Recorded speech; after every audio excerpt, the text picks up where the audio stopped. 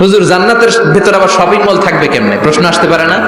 সহিহ মুসলিমের বর্ণনা, ইন্না ফিল জান্নাতি লাসুকান, জান্নাতের ভেতরে বিশাল এক শপিং মল থাকবে।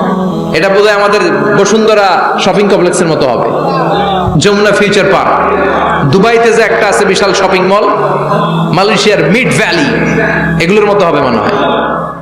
কত বিশাল যে শপিং মল হবে। সহিহ মুসলিমের বর্ণনা, প্রতি শুক্রবারে ডানে বায়ে সামনে পেছনে সব জায়গা থেকে বন বন করে মৌমাছির মতো জান্নাতীরা ওই শপিং মলে শপিং করতে আসবে। ইচ্ছে মতো দেদারসে পোশাক কিনবে, ইচ্ছে মতো শপিং করবে, টাকা দেয়া লাগবে না, ক্রেডিট কার্ড লাগবে না। সুবহানাল্লাহ পড়েন। ইচ্ছে মতো শপিং করবে। দুনিয়াতে একটু কষ্ট করে হালাল উপার্জন করে খেয়ে যান।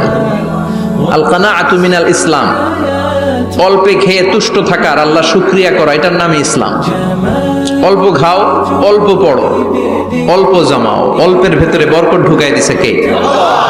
অনেকে দেখবেন অনেক খাই খাই নাই নাই করে, এটা যাদের স্বভাব তাদের কখনো বরকত হয় না। অল্প খাবেন, অল্প পড়বেন, আর হালালের সাথে সম্পর্ক করবেন। আল্লাহুম্মা কফিনি বিহালালিকা আন হারামিক ওয়া আগনিনি বিফাদলিকা আম্মান সিওয়া। বিষ্ণুনবী দোয়া করতেন, আল্লাহ হালালকে আমার জন্য যথেষ্ট করেন, হারাম থেকে আমারে বাঁচিয়ে রাখেন। পড়েন আমিন।